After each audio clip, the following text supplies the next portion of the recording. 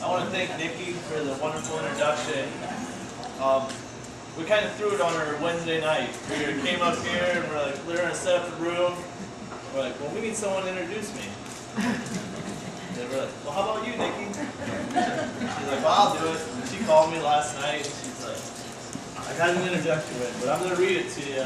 I don't know if you like it. And I said it's wonderful. And she did wonderful today. She did better today than she did on the phone last night. Thank you. And I got to thank Tiffany, giving the little spiel about how to get involved. It's very important. She's right. Without your guys' help, I can talk my mouth off until I can't talk no more. It don't mean nothing if people aren't listening, people aren't willing to help out too. Tiffany does a lot. She works after college, most people know. She's taking classes. She's my treasurer, and she's a mom. And I think everybody should give Tiffany a round of applause.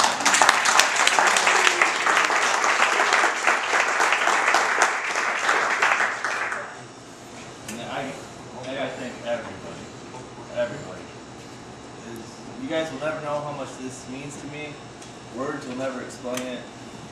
You just gotta trust me on that one. It means a lot. And there's some people out there that I want to thank, out there in the Facebook world. We're getting close to 200 friends out there, and Roger, you got record on? Hopefully by this weekend we'll have it up on YouTube and everybody can see the wonderful speech tonight and see how much fun we had tonight. That way they'll want to come out to the next one. Like Tiffany was saying with the money situation, we're not going to compete with the millions that Bob Lyda has and his Republican friends. But using the internet, using the streets, just hard work. We can really do some damage around here, I think. I'm sure there are a lot of questions. Everybody's like, how did Caleb get to the spot where he's running for Congress? You know? Most everybody in here has known me for a long time. Got my CIA friends over here. They've only known me for a couple years, but it feels like I've known you guys forever. But it was nice, you know, everybody coming in tonight and saying hi and how you doing instead of, you know, everywhere else I go, they're like, I introduce myself and they're like, so how are you related to Cardi?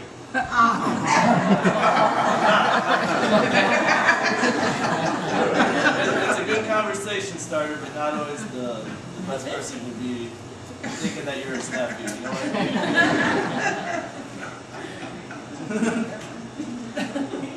And you know, but the one good thing I hear from people everywhere I go is, you know, they're telling me that they think what I'm doing is very courageous. And I don't really look at it that way. I look at it more as something that needed to be done. And we'll get into all that later. Getting a little ahead of myself, but I'll just tell a little story about how all this came about. Most of you know I worked at Sauter's since I graduated high school. And things took a turn and things of that nature. 2008, I left Sauter's, saw the birth of my son, and also saw a recession where the jobs dried up and there wasn't nothing out there. So the Obama campaign opened up an office about 3 blocks from our house. So started throwing the baby in the stroller, we started cruising up there, and ended up, we were up there 6-7 days a week, 2 or 3 times a day it seemed like. Running phone banks, running the office, anything you think of, if it needed done, we were trying to do it. Like Nikki says, you know, I don't know nothing about politics. I didn't know a whole lot then either. You know, I knew the basics, but I've learned a lot in the last 2 years. Believe me. But after the campaign was over, there was a group of us of about 20 volunteers. We decided to stick together. We wanted to be the change that we were fighting for. Because just saying, you know, we want change, that's just a motto. But we wanted to strengthen our community, so we formed Defiant Citizens in Action. And we've done a lot of good things over the last year. Almost 2 years now, year and a half. We've done clothes drives for underprivileged children. We've done book drives for kids. We just did a bake sale today for Relay for Life. In February, when the earthquake hit Haiti, we got together and we did a 2-week supply drive. And we collected almost a full semi-trailer of supplies that got sent down there. And it felt real good. You're doing something good. And we're going to continue working with CIA and doing things within the community. Anybody in this room ever have an idea for a service project, call me. I can get hold of these guys. And we're here to help people out. I mean, that's the most important thing of anything. Along with the CIA, I continued as a community organizer for Organizing for America. This started out as Obama for America during the campaign, and it became their issue wing of DNC type thing. It's hard to explain.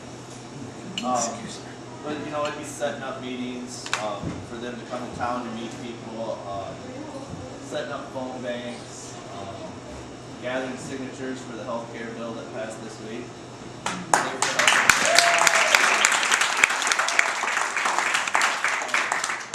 During this time is when I started writing letters to the editor. Hey, you got it. And you know, I never considered myself a real great writer or anything. But when I started sending these letters in, I go to the store, you know, you go to pay for something, and people would look at your card, ID or something, and they're like, "You're that guy that writes those letters in the paper. I really like reading those." And it kind of felt good. It made me feel that, you know, I was getting my point across. Because some people would come up to me, "I don't really agree with your point of view, but I like the way you get it across." And that means a lot for. That's a big problem right now, is that people think just because you don't agree, you gotta hate each other. And that's not the way things should be. We need to work together. During the time that I was working with OFA, their regional field director is based out of Bowling Green. His name's Justin Marks. And we'd be on the phone and he'd be like, "Well, you know, we gotta get this done, or set up this meeting or that meeting." And he'd be like, "You know, no one's running against Ladder. You should do it." And I'd kind of laugh at him, and then we'd get to talking again about what we really need to get done. And so we just kept doing that and kept working. And fast forward to February 11th this year, he calls me 1 week before the filing deadline. They had to have their signatures in to get on the ballot. "Hey, look, no one's running. Someone's got to stand up to this guy. Are you willing to do it?" I said, "I tell you what, if there's really no one filed, I said, we're not giving this guy a free ride." I said, "I'll stand up. I know what my chances are, but I'm going to give it a fight. And hopefully, you know, the things I say, the issues that I push out there, hopefully it'll start a conversation and it'll open some eyes to what needs done around here." A victory in November is not necessarily the only prize. We can lose in November and still let our voices be heard and start getting some jobs moved in this area and things of that nature. And that's what's really important to me is building a community.